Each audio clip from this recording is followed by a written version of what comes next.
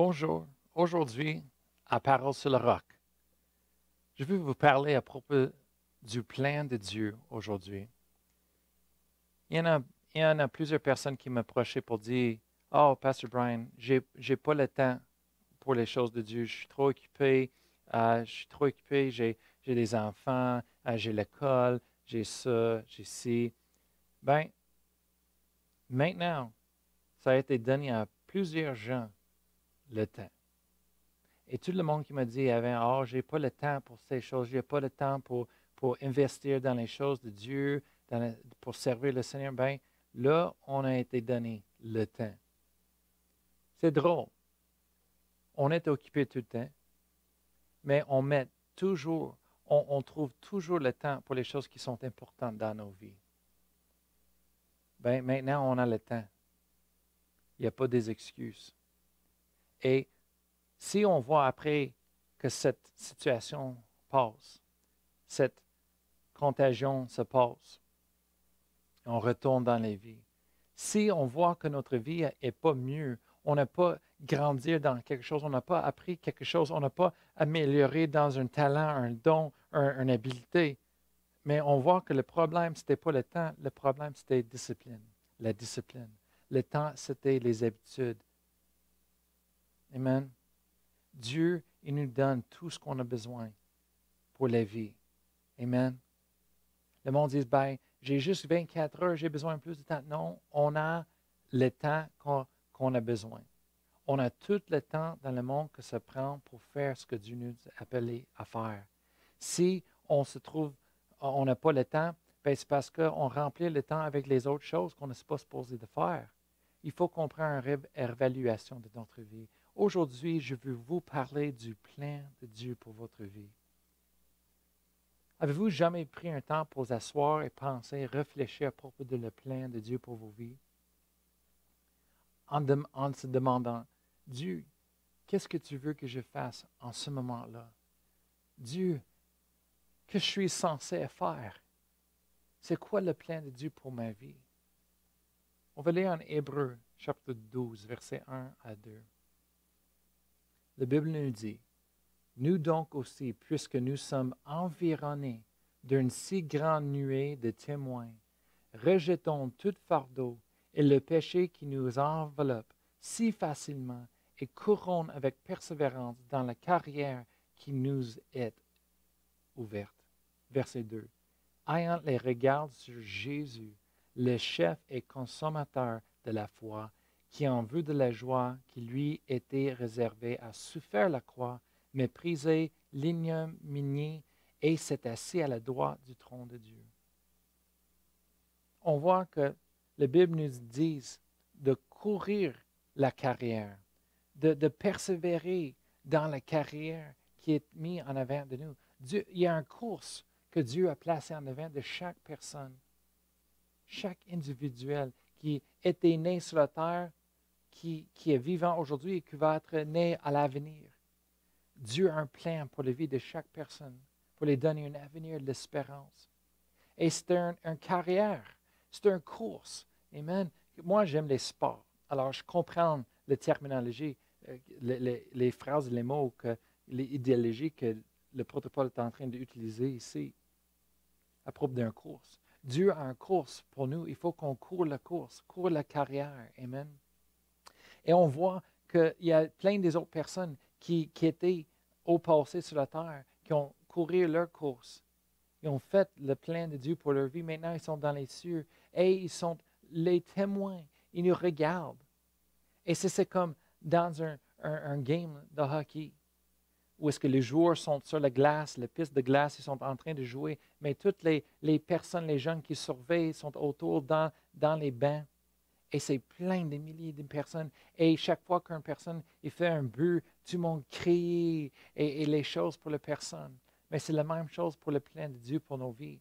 Il y a du monde au ciel qui ont passé déjà, qui ont vécu sur la terre.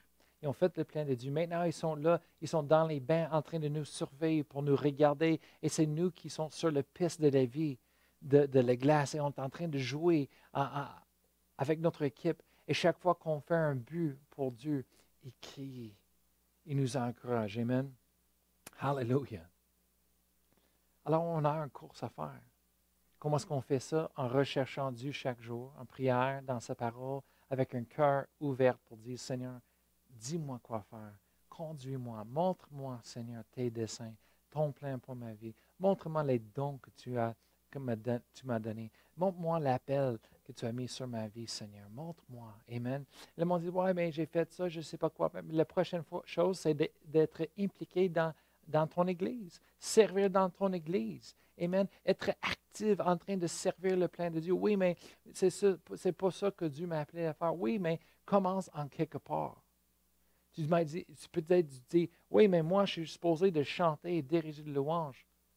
Oui, mais commence dans l'Église des enfants. Ils ont besoin de quelqu'un là. C'est un besoin. Remplir le besoin. Soyez fidèles. Faites-le avec tout de votre cœur et faites grandir, produire du fruit dans ce domaine. Oui, mais je ne suis pas appelé à les enfants. Oui, mais tu as un don, on a un besoin et ça fit. C'est comme une personne a dit, le plan de Dieu, c'est comme un auto. Vous remarquez quand vous êtes assis dans une auto,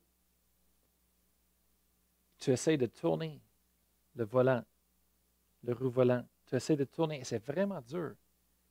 Alors on dit, mon père m'a dit, Brian, tu pousses ton pied sur l'essence, donner un petit peu plus d'essence, et quand l'auto est en train de bouger, en ce moment-là, tu peux tourner le roue volant, le volant, et c'est vraiment facile. Amen. C'est la même chose avec Dieu.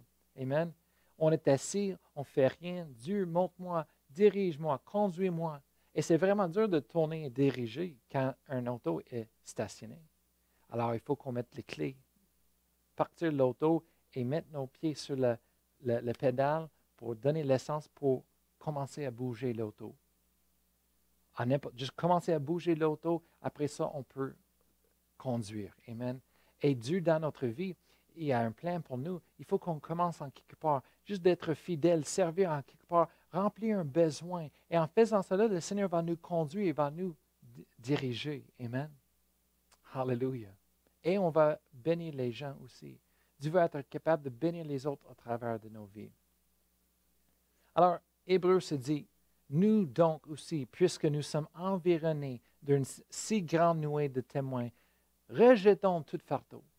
Il faut qu'on rejette les fardeaux de nos vies, les décisions qui vont créer des fardeaux.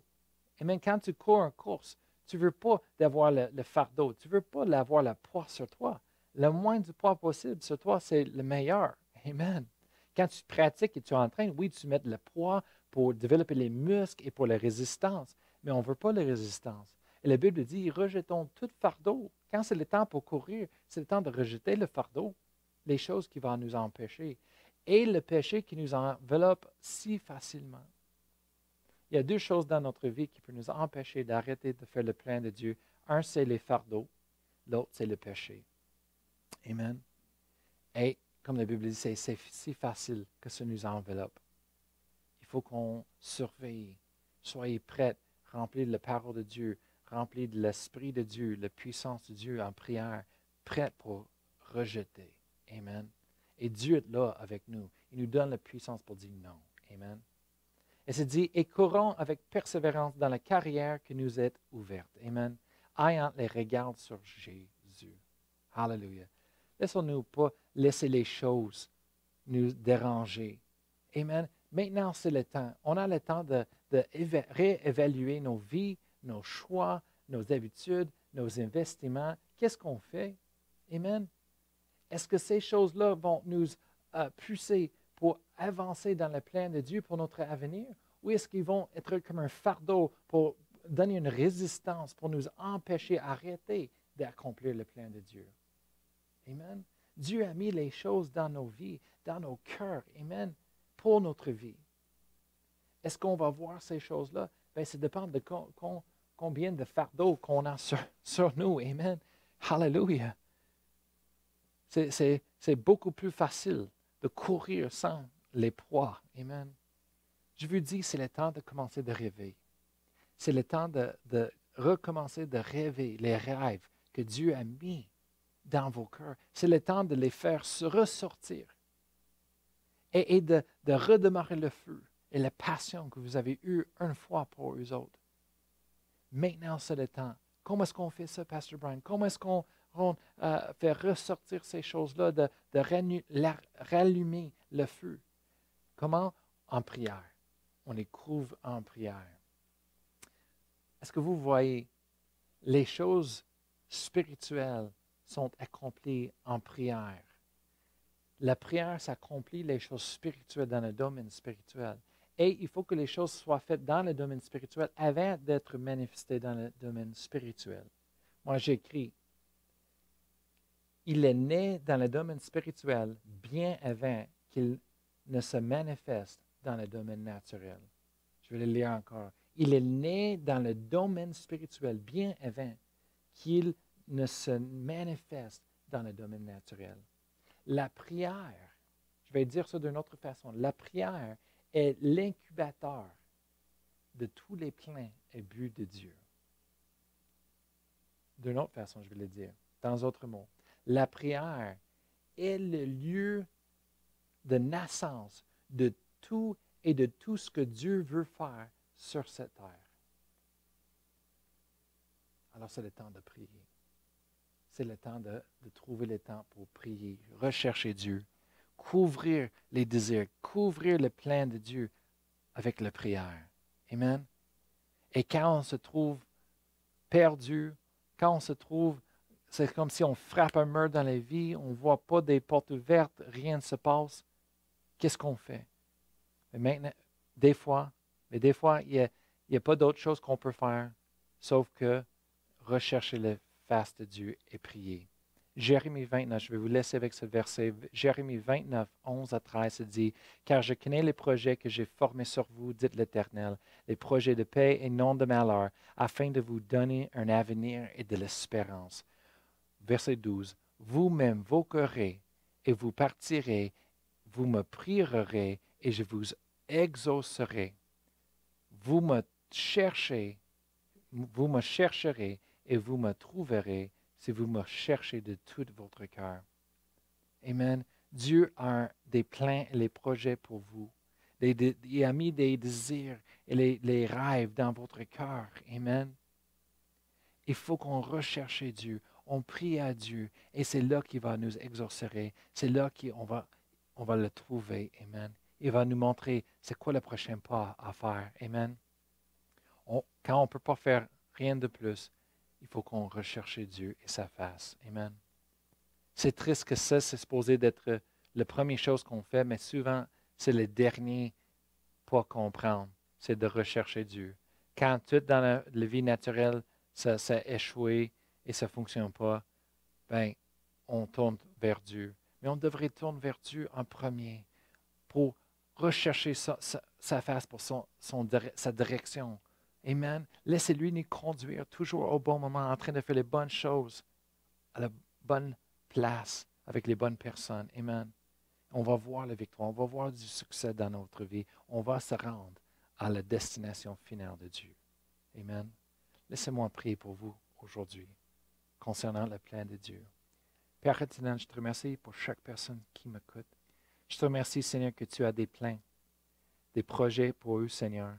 Que tu les as donnés, Seigneur, des rêves et des désirs dans leur cœur. Je te remercie, Seigneur. Maintenant, c'est le temps de couvrir ces choses en prière. Maintenant, c'est le temps, Seigneur, pour eux autres de s'abandonner à prière, à ta parole, Seigneur, de rechercher. Merci, Seigneur, c'est le temps pour faire ressortir, Seigneur, toutes les passions, le feu du Saint-Esprit que tu as mis sur leur vie, dans leur cœur, Seigneur, pour accomplir ces choses. Merci, Seigneur, que les dons de toi, Seigneur, ils vont nous suivre tous les jours de nos vies, Seigneur. Ils n'arrêtent pas. On ne peut pas se éloigner, on peut s'enfuir de ces choses-là, Seigneur. On va être bénis, Seigneur. On va voir la victoire. On va être bénis au-delà, Seigneur, si on suit ton plan. Alors, je prie pour chaque personne qui écoute, Seigneur, qu'il recherche ta face. Merci, Seigneur, que tu les donnes, Seigneur, avec clarité, ton plan pour leur vie. Les prochains pas à prendre. Merci, Seigneur, que c'est d'être impliqué dans l'Église pour servir dans un autre ministère, Seigneur, de remplir un besoin, Seigneur, ou c'est de choisir une école, une certaine place, Seigneur, de déménager. Peu importe, Seigneur, tu les conduis. Merci, Seigneur, que tu les conduis toujours, Seigneur, à la bonne place, au bon moment, en train de faire les bonnes choses avec les bonnes personnes, Seigneur. On te donne toute la gloire et les honneurs. Au nom de Jésus. Amen. Alors, bonne journée. À la prochaine.